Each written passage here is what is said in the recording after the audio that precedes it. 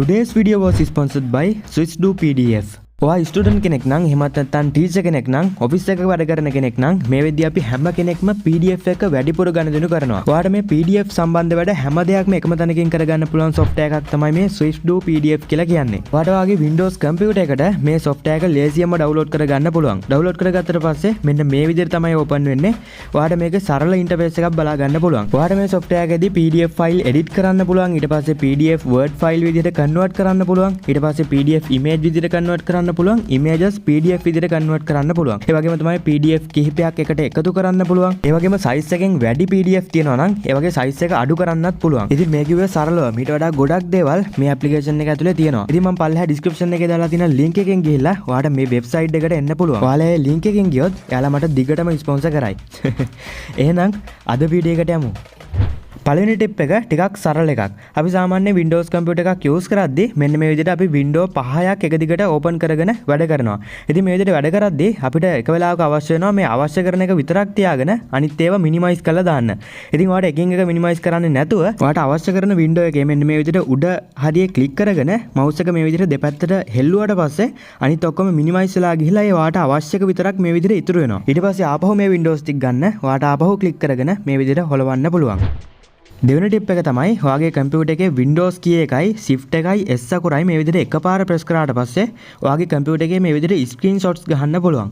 ඉතින් සාමාන්‍ය screenshot නෙවෙයි ඔයාට මේ විදිහට rectangle එකක් විදිහට ඇඳලා screenshot එකක් capture කරන්න පුළුවන්. ඊට අමතරව ඔයාට අවශ්‍ය කරන රවුමක් වගේ ඕනනම් ඇඳලා screenshot capture කරන්නත් පුළුවන්.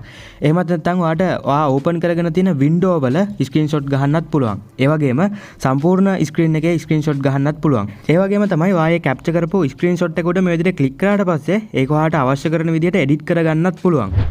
තුන්වෙනි ටිප් එක තමයි ඔයාගේ Windows computer එකේ බලා ගන්න පුළුවන් සාමාන්‍ය සරල විදිහට videos edit කරන්න පුළුවන් video editor එකක්. ඉතින් ගොඩක් දෙනෙක් මේක use කරන්නේ නැහැ. ඔයාට මෙතන search bar එකට ගියාට පස්සේ ඔයාට මෙතන video editor කියලා search කරාට පස්සේ මෙන්න මේ විදිහට video editor එක බලා ගන්න පුළුවන්. ඉතින් මේ open වෙන්නේ Photos application එක තමයි. ඉතින් ඔයාට මෙතන බලා ගන්න පුළුවන් new video project කියලා තියෙනවා. මෙතනට ගියාට පස්සේ ඔයාට මෙන්න මේ විදිහට අලුත් video project එකක් open කරන්න පුළුවන්. ඉතින් මෙතනට මම text කියලා මේ විදිහට නමක් දෙනවා. ඊට පස්සේ ඔයාට මෙතන බලා ගන්න පුළුවන් project library කියලා එකක් තියෙනවා. ඉතින් මෙතනට ඔයාට අවශ්‍ය කරන edit කරන්න අවශ්‍ය කරන videos, photos වගේ දේවල් ටික add කරගන්න පුළුවන් ඔයාගේ my computer එකෙන්. ඉතින් මේ විදිහට add කරගත්තට පස්සේ ඔයාට මෙන්න මේ විදිහට යටින් බලා ගන්න පුළුවන් storyboard කියලා එකක් තියෙනවා. මෙතනට මේ විදිහට අර add කරගත්ත videos, images වගේ දේවල් ටික ඔයාට drag and drop කරගන්න පුළුවන්. ඊට පස්සේ ඔයාට බලා ගන්න පුළුවන් මෙතන ඔයාට text add කරන්න පුළුවන්. ඊට පස්සේ duration එක හදන්න පුළුවන්. ඊට පස්සේ motion set කරන්න පුළුවන්, 3D effect දාන්න පුළුවන්, තව filters දාන්න පුළුවන්. ඊට පස්සේ background music මේ වගේ ගොඩක් දේවල් දාලා ඔයාට සරල විදිහට වීඩියෝ එකක් එඩිට් කරගන්න පුළුවන්. ඉතින් තේරෙන්නේ නැතිනේ ඔයාට සාමාන්‍ය පොඩි වීඩියෝ ක්ලිප්ස් වගේ දේවල් හදාගන්න පුළුවන් මේකෙන්. ඔයාට ලොකු එඩිටර් වලට යන්න අවශ්‍ය නැහැ. හතරවෙනි ටිප් එක තමයි ඔයාගේ කීබෝඩ් එකේ Windows key එකයි G අකුරයි ප්‍රෙස් කරාට පස්සේ මෙන්න මේ විදිහට ගේමින් මොඩ් එක ඕපන් වෙනවා. ඉතින් ඔයාට මෙතනදී ඔයාට බලා ගන්න පුළුවන් ස්ක්‍රීන් රෙකෝඩ් කරන්න පුළුවන්. ඊට පස්සේ ගේම් එකේ ඔඩියෝ එක රෙකෝඩ් කරන්න පුළුවන්. ඊට පස්සේ තව performance කොහොමද වැඩ කරන්නේ මේ වගේ දේවල් බලා ගන්න පුළුවන්. එතකොට ඔයා ගේම්ස් එහෙම ප්ලේ කරද්දී මේ විදිහට වෙනම ස්ක්‍රීන් රෙකෝඩර්ස් අවශ්‍ය වෙන්නේ නැහැ. ඔයාට මේ ගේම් මොඩ් එකෙන් ඒ ස්ක්‍රීන් රෙකෝඩ් කරගන්න පුළුවන් හැකියාව තියෙනවා. ඉතින් ඊට අමතරව තවත් ගොඩක් දේවල් තියෙනවා. sounds එහෙම හදන්න පුළුවන්. ඉතින් මේක try කරලා බලන්න. පස්වෙනි ටිප් එක තමයි අපි සාමාන්‍යයෙන් ෆෝන් එකක් යූස් කරද්දී අපි කාට හරි මැසේජ් එකක් ටයිප් කරනවා නම් එහෙම නැත්නම් අපි Facebook එකේ පෝස්ට් එකක් දානවා නම් අපි emojis එහෙම යූස් කරනවා. ඉතින් කම්පියුටර් එකේ කොහොමද emojis යූස් කරන්නේ? හරිම සරල දෙයක් තමයි කරන්න තියෙන්නේ. ඔයාට අවශ්‍ය කරන එක මේ විදිහට ටයිප් කරගෙන යන ගමන් ඔයාට කීබෝඩ් එකේ Windows key එකයි මෙන්න මේ key එකයි ප්‍රෙස් කරන්න පුළුවන්. ඒ keys දෙක ප්‍රෙස් කරාට පස්සේ මෙන්න මේ විදිහට window එකක් open වෙනවා emojis තියෙන. ඒ කියන්නේ පොඩි pop-up window එකක් open වෙනවා. ඉතින් ඔයාට මෙතන බලා ගන්න පුළුවන් සාමාන්‍යයෙන් ෆෝන් එකේ වගේම emojis හැම එකක්ම මෙතන තියෙනවා. ඉතින් ඔයාට ෆෝන් එකේ වගේම මේ විදිහට ඔයාට අවශ්‍ය කරන emojis හොයාගෙන ඔයාට මේ ටයිප් කරගෙන යන එකට add කරගන්න පුළුවන්.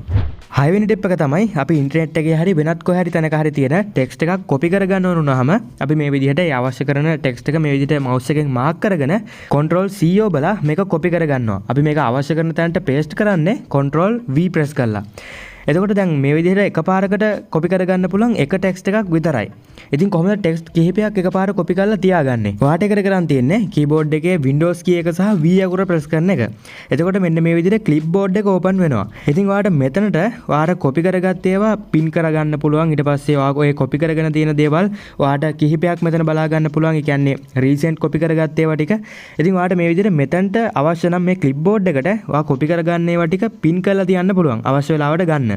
හත්වෙනි ටිප් එක තමයි ඔයාට වගේ කම්පියුටර් එකේ ඕනම තැනක තියෙන ටෙක්ස්ට් එකක් ඔයාට කම්පියුටර් එක ලව්වම කියවන්න පුළුවන්. ඉතින් ඔයාට එකට කරන් තියෙන්නේ මොකක් හරි ටෙක්ස්ට් එකක් තියෙන වින්ඩෝ එකක් මේ විදිහට ඕපන් කරගන්න. ඕපන් කරගෙන කීබෝඩ් එකේ Windows key එක සහ ධන ලකුණ මේ විදිහට එකපාර ප්‍රෙස් කරන්න. එතකොට මෙන්න මේ විදිහට මැග්නිෆයර් කියලා පුංචි ටැබ් එකක් ඕපන් වෙනවා. ඔයාට මෙතන බලා ගන්න පුළුවන් මේ zoom කරන්න එහෙමත් පුළුවන්. ඔයාගේ ඩෙස්ක්ටොප් එක zoom කරන්නත් පුළුවන්. ඊට අමතරව ඔයාට මෙන්න මේ විදිහ අයිකන් එකක් බලා ගන්න පුළුවන්. ඉතින් ඔයාට කරන් තියෙන්නේ මේ අයිකන් එක උඩ මේ විදිහට ප්‍රෙස් කරලා ඔයාට අවශ්‍ය කරන ටෙක්ස්ට් එක උඩ ක්ලික් කරන එක. Disney Plus. The best stories in one place. දැක්කනේ මේ විදිහට ඕනම තැනක තියෙන ටෙක්ස්ට් එකක් ඔයාට කම්පියුටර් එක ලව්වම කියවන්න පුළුවන්. අපි දැන් ඉන්ටර්නෙට් එකෙත් ගත්තොත් මෙන්න මේ විදිහට ඒවා කියවන්න පුළුවන් හැකියාව තියෙනවා. Wikipedia is hosted by the Wikimedia Foundation. අටවෙනි ටිප් එක තමයි අපි සාමාන්‍යයෙන් Windows කම්පියුටර් එකක වැඩ කරද්දී මෙන්න මේ විදිහට Windows කිහිපයක් ඕපන් කරගෙන අපේ ඩෙස්ක්ටොප් එකේ අපි වැඩ කරගෙන යනවා. ඉතින් අපිට වෙනත් මොකක් හරි එකක් ඕපන් කරගන්න ඕන වුණාම මේ ඔක්කොම මිනිමයිස් කර කර ඉන්න බෑ. එහෙම නැතුව අපිට වෙනම ඩෙස්ක්ටොප් එකක් ඕපන් කරන්න පුළුවන්. ඒ කියන්නේ සෙකන්ඩ් ඩෙස්ක්ටොප් එකක් ඕපන් කරන්න පුළුවන්. ඒකට ඔයාලට කරන් තියෙන්නේ මෙන්න මෙතන ටාස්ක් බාර් එකේ තියෙනවා යට මෙන්න මේ වගේ අයිකන් එකක්. ඒකට ප්‍රෙස් කරන එක. ප්‍රෙස් කරාට පස්සේ ඔයාලට මෙන්න මේ විදිහට බලා ගන්න පුළුවන් new desktop කියලා අයිකන් එකක් තියෙනවා. ඒකට ප්‍රෙස් කරාට පස්සේ මෙන්න මේ විදිහට ඔයාලට අලුත් desktop එකක් ඕපන් වෙනවා. ඒ කියන්නේ අර කලින් ඕපන් කරගෙන හිටපු එකේ දේවල් තියෙද්දිම දැන් ඔයාලට මේ desktop එකේදී අර කලින් desktop එකේ ඕපන් කරලා තිබ්බ ඇප්ලිකේෂන්ම අලුතෙන් ඕපන් කරන්න පුළුවන්. ඉතින් ඔයාලට ආපහු මාරු වෙන්න පුළුවන්. ආපහු මේ අයිකන් එකට ප්‍රෙස් කරලා කලින් desktop එකට මාරු වෙන්න පුළුවන්. 9 වෙනි ටිප් එක තමයි ඔයාලට මේ ටාස්ක් බාර් එකේ තියෙන ඇප්ලිකේෂන්ස්, ඒ කියන්නේ මේ යට තියෙන ඇප්ලිකේෂන්ස් මවුස් එකෙන් නැතුව ඔයාලට ඕපන් කරන්න පුළුවන්. ඔයා කීබෝඩ් එකේ Windows key එකත් එක්ක number 1 ප්‍රෙස් කරොත් එහෙම මෙන්න මේ විදිහට මේ ටාස්ක් බාර් එකේ තියෙන පළවෙනි ඇප්ලිකේෂන් එක ඕපන් වෙනවා. ඊට පස්සේ 2 ප්‍රෙස් කරොත් දෙවෙනි ඇප්ලිකේෂන් එක, 3 ප්‍රෙස් කරොත් තුන්වෙනියට තියෙන ඇප්ලිකේෂන් එක මෙන්න මේ විදිහට ඕපන් වෙනවා.